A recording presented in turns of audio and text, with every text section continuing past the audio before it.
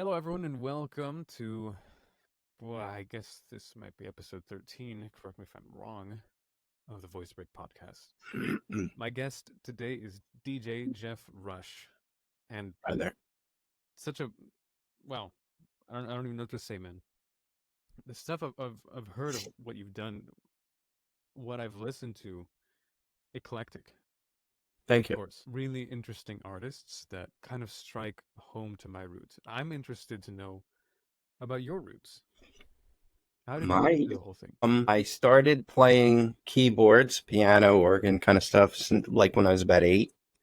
And I was able to write down, I would hear a song on the radio and I'd be able to sit in front of the paper and write the notes down, the music paper. And then I'd hand it to one of my siblings and they'd be able to play it. So I got into that. And then I don't know what happened. I guess I discovered girls and cars and it all just went away. So yeah, then I got into the tech thing, but I embraced it through my life. I was always a DJ in and out of the scene.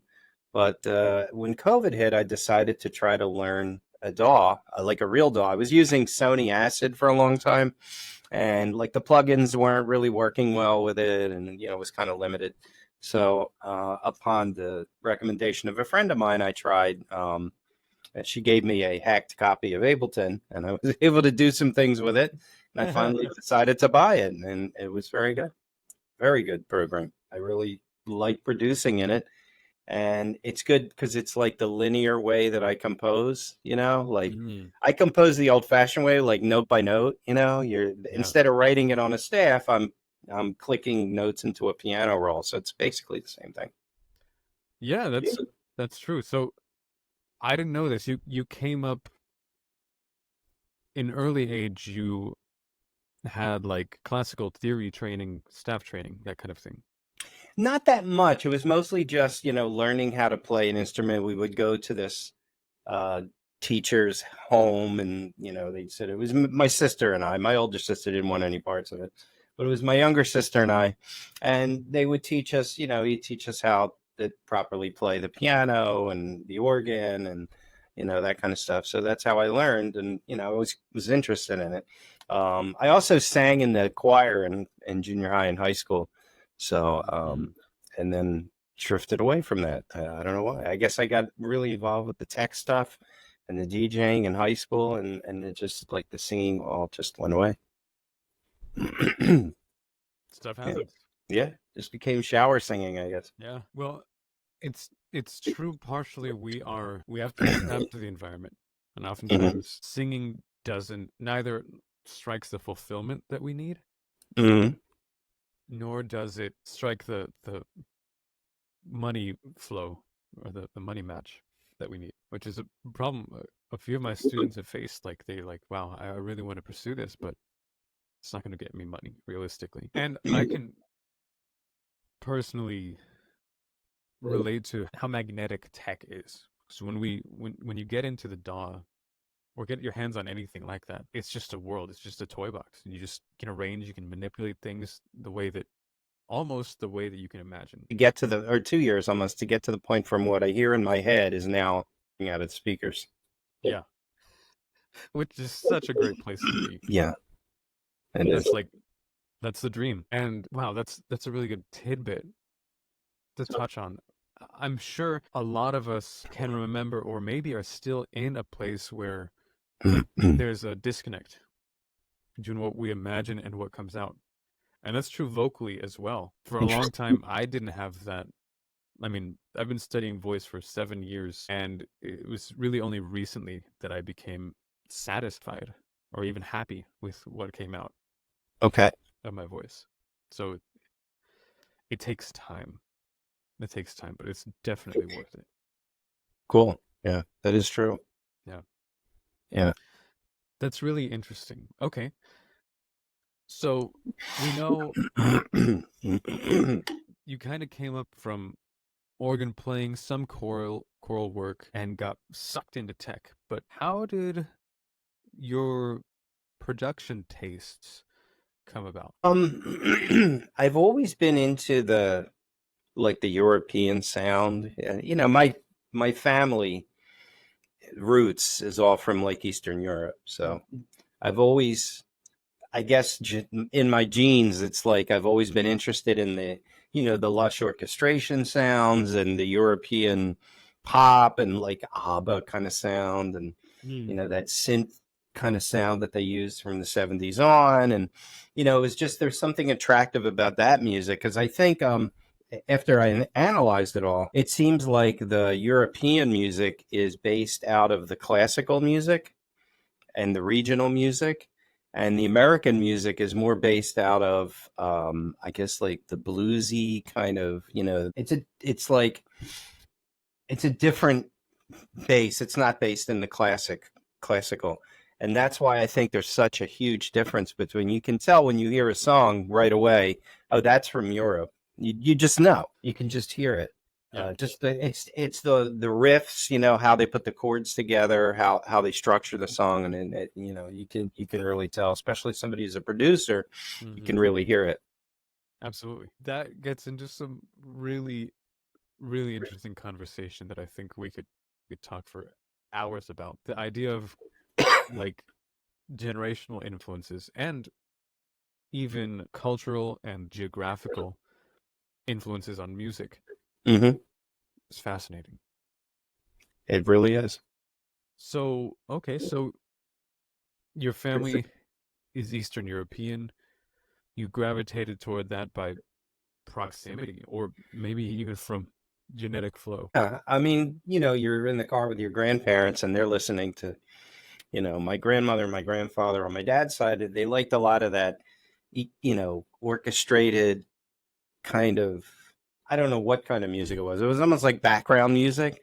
Some show music, some symphonic kind of stuff, you know, Arthur Fiedler, Boston Pops kind of stuff was a big thing with my family. So I would listen to that, and I really like that big orchestra sound. I love it, you know. So now I'm trying to, not only through the trance and the house stuff that I do, branching off and doing some, trying out some of this orchestral stuff. I have certain plugins that are actually live recordings of orchestra instruments and things like that. Spitfire Audio is one of them.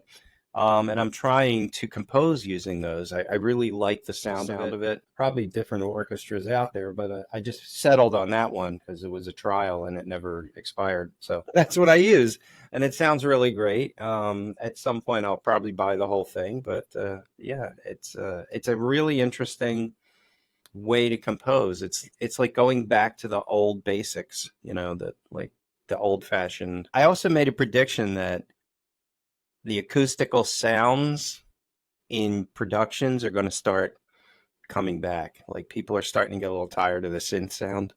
So I think you're going to hear more natural sounds, even though we're still going to be using things like Ableton and FL Studio and all, and Logic.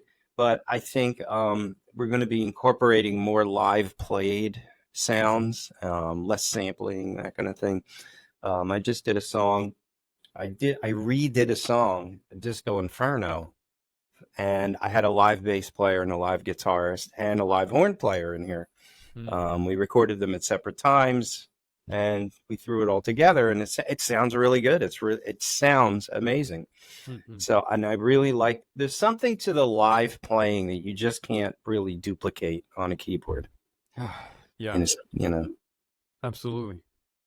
Try as we may, it's funny you say that because just recently I did a little thing on Ableton. It was not really a contest. It was just like, hey, we're gonna put together some piano pieces, and I said, okay, what the hey, I'll put my stuff together. So I use Spitfire also, great stuff. okay, yeah. Glass piano. Oh yeah, I tried that. Yeah, it's got such a tactile sound, almost like something you can bite.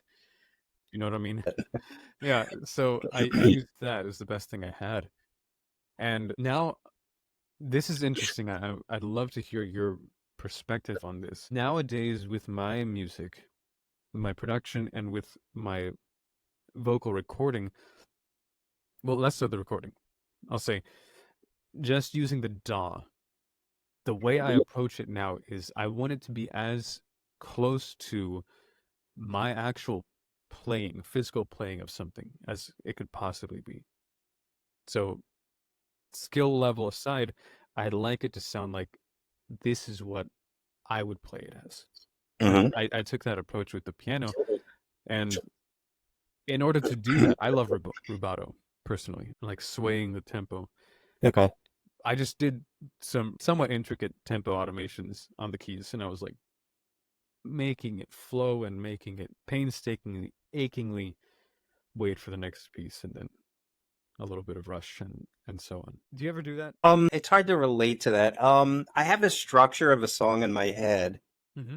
and then I try to just get the arrangement down, and then I try to imagine what it would sound like. Like if it's orchestral, like what would it really sound like if a real orchestra was playing? And then I try to go back, and you can adjust some of the parameters in it's the BBC orchestra, I think.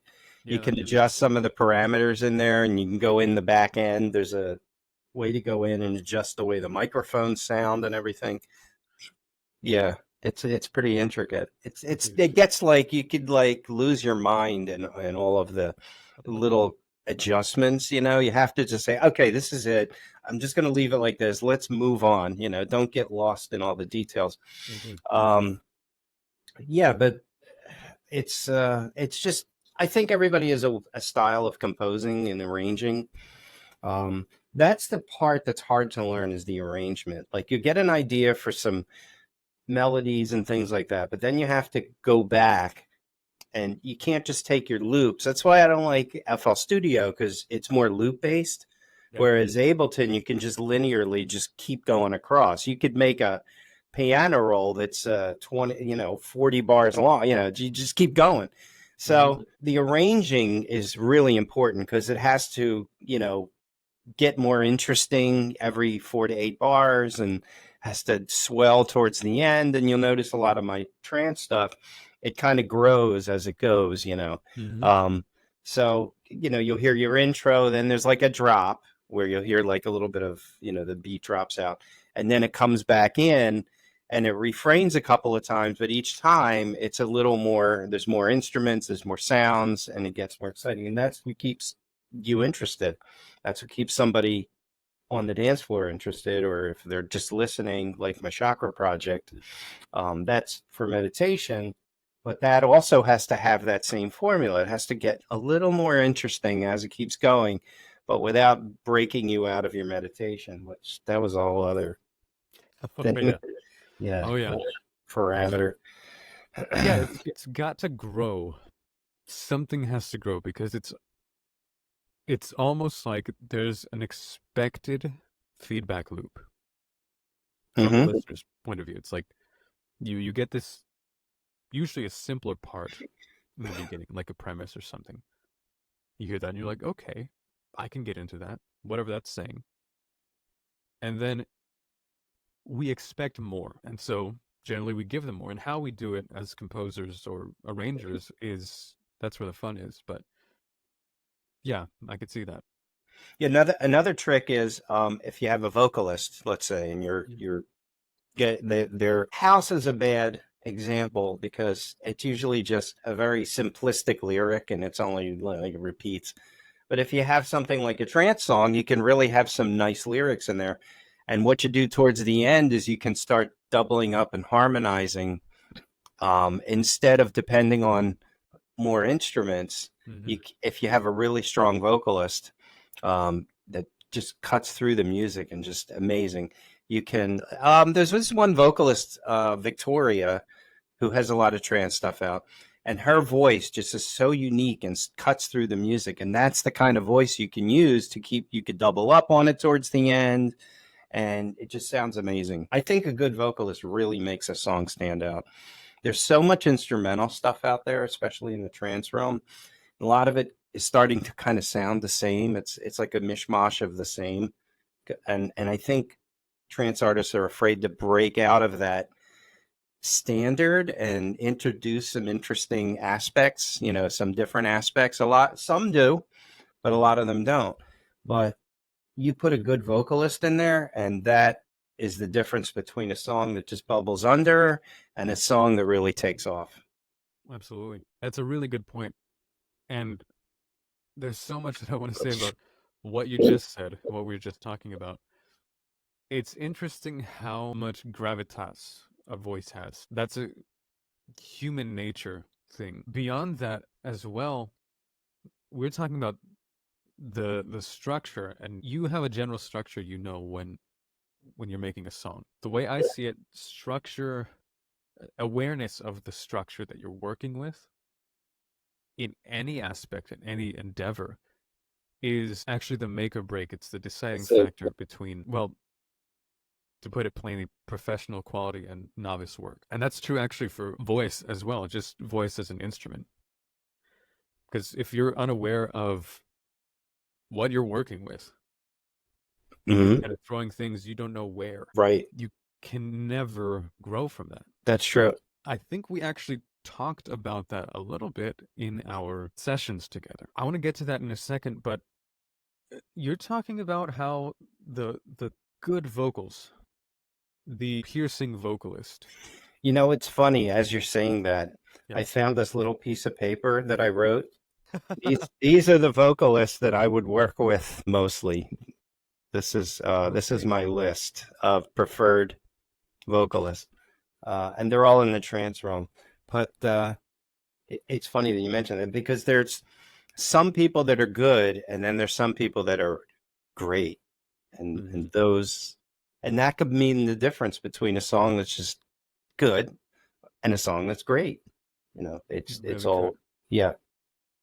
There's one song that I did. I mean, I'm gonna say who it is, but I think I want to take it down. Like I don't really like. I don't like the production on it. I don't like the vocals of it. I didn't know how to process vocals at the time, so I'm probably gonna take it down. But it's yeah, I know what you mean. yeah, Everyone has one, at least. yeah. So that said, you and I met, and we talked about a specific reason you would like to improve your voice. You'd like to get your voice to this level. Remind me what that was. It was the fear of public performance, basically. I'll sing to myself. I'll sing goofy songs to the cats, you know, but I don't sing outside of the house where public can hear me. But I think some of the things that we've done, for instance, Friday night, where we have a karaoke thing we're going to around the corner. So that should be pretty cool. And it's a good setup where they actually have the screen with the words, so I won't forget lyrics. Yeah. So That's good. it'll be cool. Mm-hmm. Good. So we worked on a tremendous amount of stuff, and not all of it was to do with confidence per se, but everything was in one way or another to affect that, to make you aware of what you can be confident in. Let's talk about some of the things that we actually gained from that, and what was it like from your point of view? I learned how to extend my range. That was very interesting. I didn't think that was actually possible. You know, I always thought your voice is your voice and that's it. Stay within your range. Because I've heard, you know, I've been in the studio with singers, not my production. I was just like assistant producer. And we had to change the key to accommodate the singer at that time. Now you don't really have to do that. You just let her, you know, you let her rip in whatever key that she can do it. And then you can just shift it, you know, a couple of notes in the production to match your original. Like if you compose a song and you want it to be in a certain key, the singer comes in, she's like, I can't reach those notes, you know, or whatever. I can't reach whatever. So then you have to shift the piano part down where she's singing, let her sing, let her do her thing. And then when she leaves, you just repitch it. You know? Yeah. It's a beautiful age. I know, it's funny. So extending your range, that's something you didn't think was possible.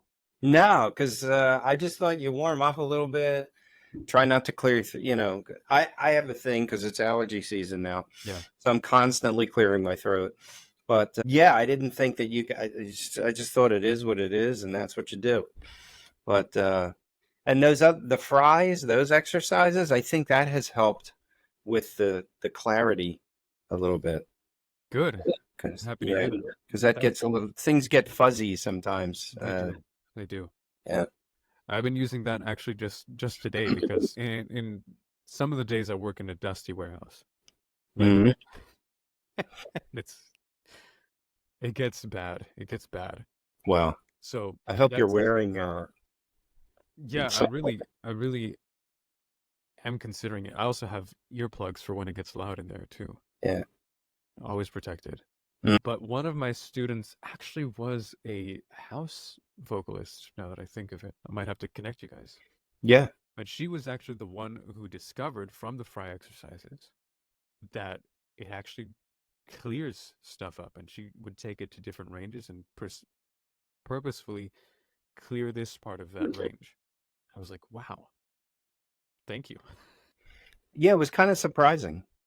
Yeah, Yeah. that's awesome. Yeah, house Okay. vocalists are interesting. They have that strong belt. They're like belters. They belt out the song. It's just, Yeah. powerful. Hmm. That's perfect. Yeah. Man, it's been a while since she and I've been in touch. We'll have to talk again. But yeah, definitely cool stuff. Vocally speaking, okay, we've got range, which is great. A lot of people also feel that way. Like you can't mess with range.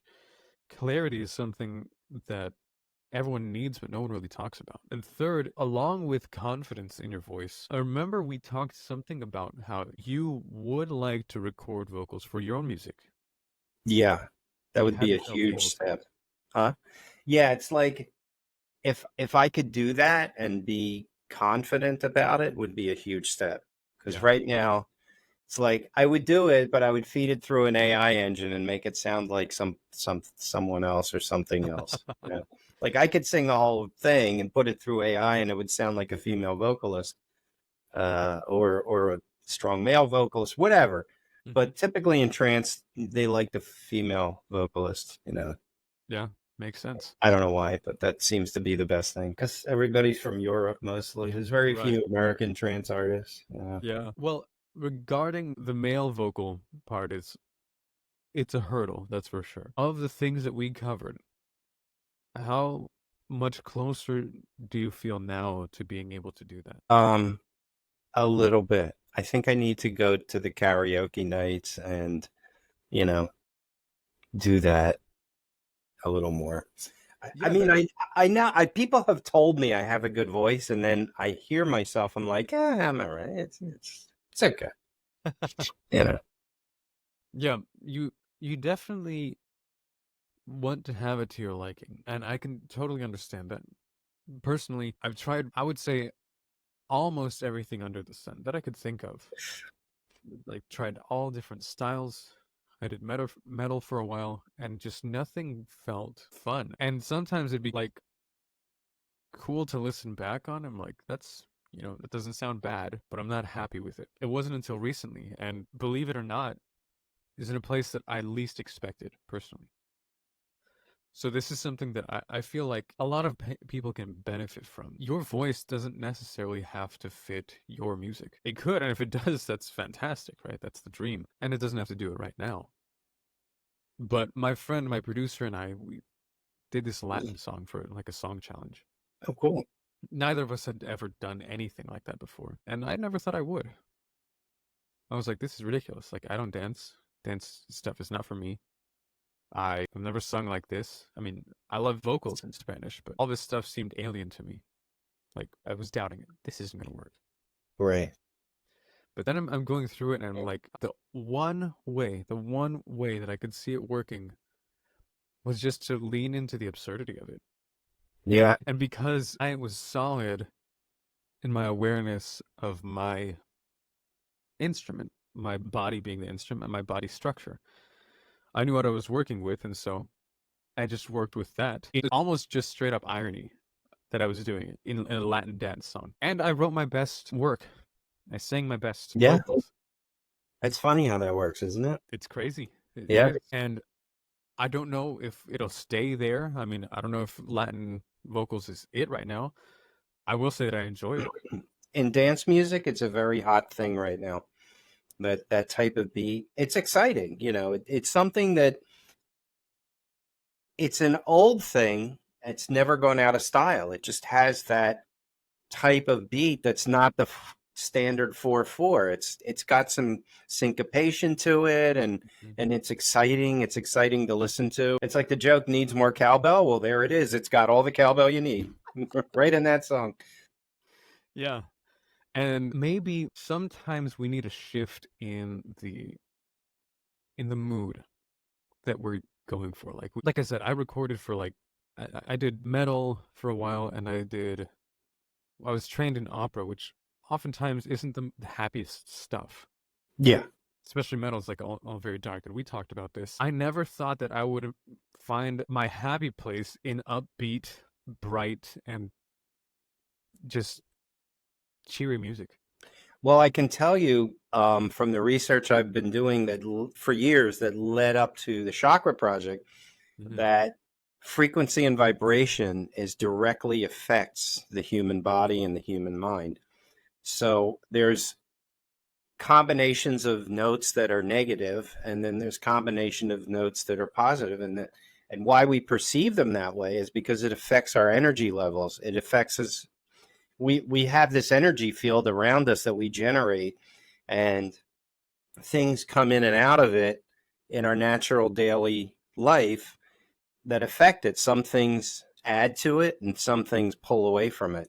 And that's why I think the positive energy thing, people think, it's a load of shit, but it's not. It really affects how you feel and how you operate, and staying in the positive realm really helps you. That's why, people who meditate, they don't know, but they're actually feeding their energy field by doing that. Some do, some don't realize it. And, people that just do it, I think I'll meditate today, Yeah. But a lot of people do realize that it feeds the positive energy. That's why, there's positive music. You got to stay away from the negative music and the negative people. Negative television and movies can affect you directly. It not only affects you while you're conscious, but affects you while you're unconscious, which is really bad. So you really have to be careful what you allow into the eye gate and the ear gate and everything else. I completely agree with that. You can tell from the way your day-to-day mood shifts by the kind of content you ingest. That's true. I felt this to the extreme. I mean, it's a huge conversation. I think too big for today's talk. But I was like big into goth scene and like wearing black and just continuously getting darker in the music that I listened to and the way that I presented myself. I went through that in the 90s, I think, early 90s. And it hurts. Like, I think, we've talked about this, but I think people need to know that there is an expectation or an idea. Like, you feel this way, and so you think hearing music that also speaks to that might make you feel better. It's kind of like putting on a Band-Aid. It doesn't heal the hurt. It's just like it keeps it contained. Yeah. But there's no progress from that. Like you exactly don't know that because you've been in this bubble. But then when you kind of set that all aside and you're like, this isn't actually helping. You start looking for other things, you start to brighten up. Suddenly life's not so bad, and then you realize that you weren't looking to be heard, you were looking to move forward. Right. That's brilliant. Yeah.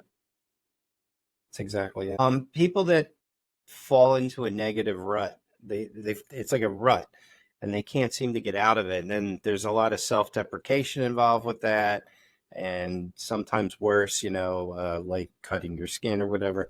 But you have to try to expose yourself, no matter how shitty you think it is when you first hear all the when you expose yourself purposely to positive things and you're extremely negative, you think it's the stupidest load of corny shit. But then eventually you start to realize, hey, I'm starting to feel better. I'm starting to, it's a long process, but you start to feel better. It is. And then the people that you associate with, just magically things start to change. Like the negative people tend to drift out of your life, and you start attracting more positive people into your life, and it really makes a huge difference. It really does. Everything is connected. Oh, it's so crazy. And it's one of the most beautiful things to discover as you live on. Hmm. A lot of people are like afraid of getting older, afraid of growing up, and all the negative things that come with it. But it doesn't really have to be that way. No, Life can be constant discovery. that's true. I went through the same thing when, Mhm. in elementary school, I had this music teacher, and I just actually met a friend at work who had the same music teacher. She was like, "He's the reason I hate chorus." We had this experience, right? Like this, I don't know what this guy's problem was. Hell, we were just kids. I mean, I didn't want to participate and dance and, cooties, all that stuff, right? Yeah, yeah. But because of that, I had this extremely negative association with the major key. It's a huge part of my life in coming into music, then studying music. It was so painful hearing all the positive jovial stuff, and I'm like, I wanted to stay low because of that resistance that was really just associated with that experience early on. I didn't think I could find my place in happy dance or anything positive. Right. And it's interesting you mentioned major and minor. There's some stuff in the minor chord that is emotionally happy. Mm-hmm. Depends on how the composition is done. Yeah. And there's a lot of stuff in the minor chord that is negative, and it's all about the context of the song and how well it's produced. A lot of I listen to like Russian, Ukrainian radio pop music a lot of times in the Uh-huh. car, and it's kind of housey, it's good. Mm-hmm. But I notice a lot of it's in the minor chord, but it's not sad music. It's actually, it makes you want to get up and, it makes you feel good, but it's just the context of the music. And that's just, you know, I Yeah. think it's about the person that's composing it and where they're coming from. A lot of times it's conveying their emotions. Agreed. And the progression that they carry you through, like they could tell you this message. Being heard is important. I won't say it's not. If you feel down, if you feel low, being heard is important. But then what matters is the tail end. What do you do afterwards? Right. Because you have this thing, you feel understood, you're sad, whatever. Do they call you up? Do they propel you forward, or do they keep you down?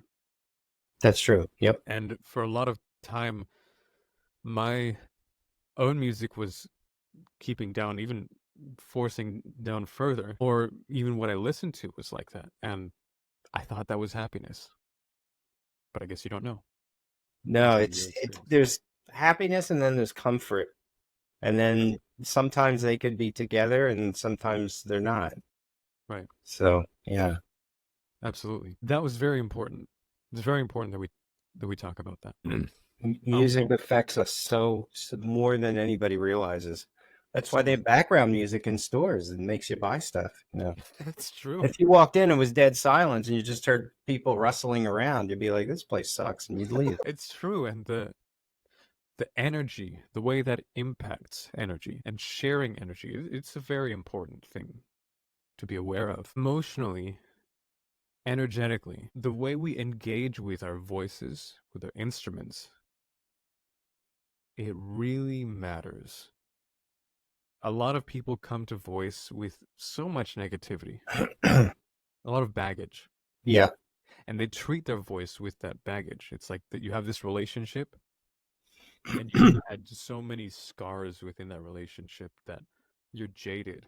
You don't see it getting better. Okay. I'm curious to know, how do you feel that would apply to the practice of voice and growth with your voice? Jaded how? Like when you say jaded. Well, I use that as a general term. I can say from my experience, I did not think there was hope for my voice. Like, I did not think that I would ever like it Okay. or like singing in general. I know my baggage and there's a lot. But I guess how do you, from your perspective, how do you think someone might recover from that? I would just say record yourself and listen to it back. When you hear it back without you actually being in the moment of singing, you can hear the little things that you're not happy with in your voice, and you can push yourself to improve that. Like, I don't like the quiver on this particular style of whatever, or, whatever it is. I tend to go off key in this range. And then you can work on that. You can listen back, try to do it again, be more conscious of what you're doing. Because when you're just singing around the house to music, it's different. As you'll notice, like when people are singing with headphones on and they can't hear themselves, sometimes it's very painful for other people to listen to. But if you consciously try to record yourself, listen to it back, listen to the things that you want to work on. It's just like in a gym when you're working out and you look at yourself in the mirror and say, I have no ass. I have to work on that. It's the same thing. Yeah, it is just like working out. I have no ass, by the way. Just kidding. Yeah, it's like I have to wear a fat wallet in one pocket and 3 handkerchiefs in the other. Oh, Hank Hill over there. It's true that when you think of it like working out, you have this regiment. You have a process, and it's around the clock what you do that impacts what you get. That's right. There's a little tidbit that we actually did a little work on in our lessons, specifically regarding confidence. We made this list, a very specific list of when you feel confident. Yep. I actually have it here somewhere. It's there. When I like to sing as a joke in the car, around the house. Yeah. That was the best thing too. How do you feel that on its own has helped you? Willing to venture out and sing in public. Friday will be the big day. I have no idea what song I'm going to pick, but it's funny when you get in front of people, like you think, you all these songs, they come on the radio, you sing them, all the words. You get in front of people, you can't remember any song titles that you want to sing. You can't remember any of the words to anything that you do remember. You're like, oh, geez. Yeah. So it's weird. It's like part of the stage fright, I guess. That's absolutely part of it. Yeah. Absolutely. Because you encounter stage fright. It's something that happens. And oftentimes we actually set ourselves up to encounter more stage fright unwittingly. Because we rely on ourselves thinking, I'll remember. Or something along those lines.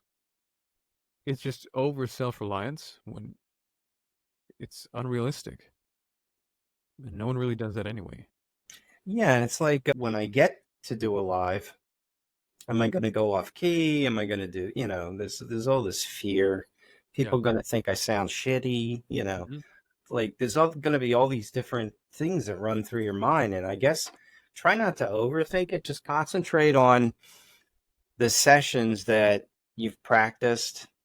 Again, recording yourself is very important, even if it's on a dictation recorder, just as long as you're recording yourself on something and listening to it back. And that's important because you concentrate on, it makes you more present in the moment when you're singing, just to do the practicing. Because then you remember, in practice, I remember I was missing some of these notes in the upper octave. So I'm going to try to really reach those now. That's very important. Practice and listening back is very, very important. It's hard to listen to yourself sometimes. It is. That in itself is a workout, like a muscle. When I first started listening back, it made me want to quit. Yeah, well, you have to get past the self-judgment thing, and realize that there are no perfect voices, which is why they make like Waves Real Tune and stuff like that, Somebody did an analysis online that one of the big singers, I think it was Michael Bublé or something, that he's using Waves Real Tune, and he gave the proof. It's on YouTube somewhere, and he analyzed it, and he went through this whole analysis and showing you the plugin and how it works and how it works with the vocals, and he points out, see this note and this note. It was really interesting, and I tell you, that really has things like, I guess, auto-tune and Waves Real Tune, and there's another one, something Dine, Auto-Dine, I forget what it's called. But people use that on their productions, and I think it's good in one sense that when you're listening to these songs, everybody's in perfect pitch, but I think it's detrimental in another sense, because now when you have to do your live performances, you're either going to have to figure out a way to incorporate the pitch correction in a live setting, or you're not going to sound like what people expect you to sound like. So I think if you overdo it with the pitch correction stuff, it's going to be really bad. But getting back to your confidence level, that relates to the confidence level. Like, be yourself, use your voice, improve your voice. Don't rely on the electronics, and make sure that you're reaching the notes. Be critical of yourself, but not so critical that you want to quit. But realize your end game is that you want to be the performer. You want to perform this stuff live, either solo or in front of a band, and concentrate on that, and keep the goal in mind is what's important. Don't let the process stumble you. Just keep your eye on the finish line, because you can get through all the obstacles. You can. Yeah, there's always somebody like you who can get you through the obstacles. It's always a matter of process.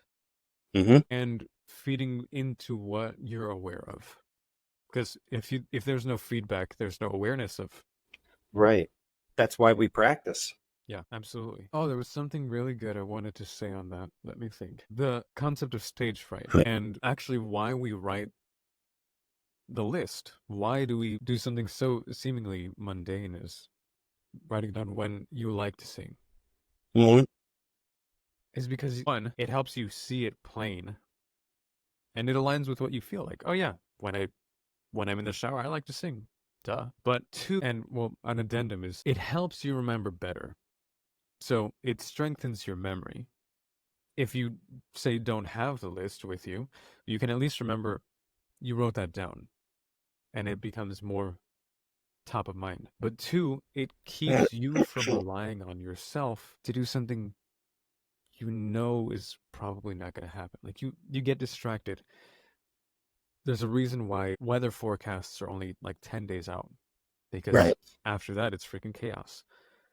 And if you expect yourself to remember everything through all the things that are going on in your crazy life, including how and when you like to sing, all these things about technique on your own, without repetition, without using things like writing lists, you're setting yourself up for more stage fright, for more failure, for more frustration, without a way to really get back on track, to use it as growth. And that list alone has been instrumental in not only my finding my way in music and voice, helping you find even just a tidbit more confidence, but helping a slew of other students clarify and simplify their actions. It's really a task list. Yeah. There's a trillion things you can worry about if you just focus on what works. When you do this, you get this result. You sing this way, you're happy. Mm-hmm. Cause and effect. Right. And also, when you're practicing anything, really, don't concentrate on all of the problems all at once. Just solve one thing at a time. Like, if you have a range issue, solve that first. Don't worry about going off key here and there. Just solve the range issue, trying to reach that note. And then once you do that, then, do like, okay, I got to work on this upper register. I can't really keep in tune with the upper register, whatever. I'm just using examples. And then concentrate on that. Fix one thing at a time. Too much quaver in your voice, maybe. Fix that later. Just do one thing at a time. Once you perfect each thing, and then before you know it, you'll be recording yourself one day and you play it back. You're like, you know what? This isn't half bad. Exactly. This is really good now. I'm really happy. Yeah. Especially if you can save your old recordings and listen, compare them side by side. That's such a good reward, Mm-hmm. actually. Yep. It's like growing. Like, growing up as a kid, you get measured, you mark it on the wall, whatever. It's a tidbit more rewarding because you did the work. Mm-hmm. That's because of what you did. And I felt that, and it feels good. And then you need also, sometimes you need to go to somebody like yourself to say, well, the reason you're not really reaching these notes is because maybe you're not breathing correctly. You're running out of air. And that's why, you're not putting the power in the right places. So you need somebody like yourself to pinpoint exactly what the problems are that you're trying to work on. And then that will definitely help you work through it faster, more effectively, and in some cases without damaging your voice by doing something incorrectly a lot, especially loudly, then you can damage your voice. So, yeah. Yeah, it really makes a difference. It's crazy. Yeah. And I know from experience. I like the way you said pinpoint, because we want to know exactly when and where something is happening and the alternative to make it happen the way we wanted it to. It's about specificity, and that's the importance of personalized training like this. Mm-hmm. Beautiful. By the way, I wanted to ask about a little bit about your song, but first I'll ask a personal question. Given what you experienced with our training, I mean, my training between you and I, what would you say to someone who's maybe had vocal training before? What's different about us? I think everybody has a different method. So when I was in choir in junior high, there was a woman that taught us how. It's mostly about breathing, not so much anything else, and correct breathing, and that was about it. That's as far as I went. It was I remember his assistant. He had an assistant, Teddy Sirota. That was his name. The guy who was the choir head. Never forget that guy. He's great. He actually got me interested in singing. Teddy Sirota. Yep. And his assistant had this way of teaching you how to breathe properly, and if you were like a borderline singer, kind of thing. And it just he was good at giving you confidence and getting everybody to. And we had a really great choir too. Everything was spot on. He was just such a good teacher for that. And everybody has their different methodologies. His was more psychological, and then there's people that are more technique, which is really important because you can mess yourself up. You can mess up your vocal cords without the proper technique. So, yeah, everything is important. Agreed. That's absolutely true. Every method has its time and place. When would you say our method would be perfect for someone? If they're thinking of taking to the stage, when you're really going to push your vocals, that's when you really need what you're doing. Beautiful. Happy to hear that.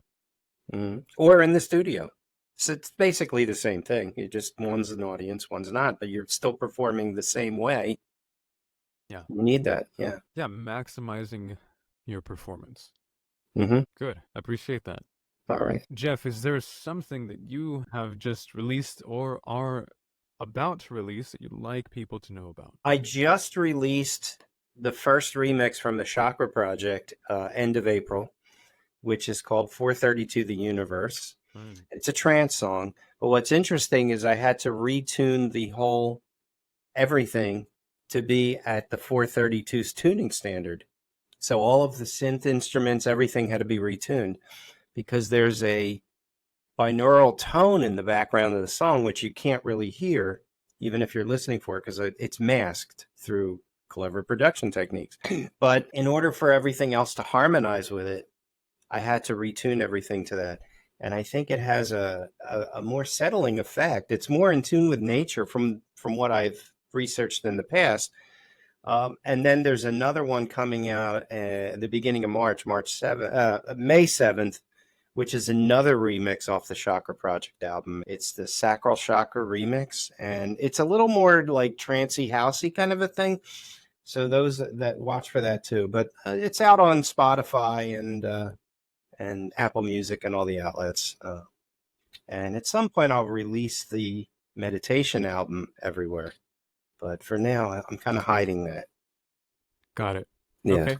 For a specific audience, Yeah, we'll be on the lookout for that. Okay. Once again, it's called what is it called? The Chakra Project is one. the main album, and that's a meditation album.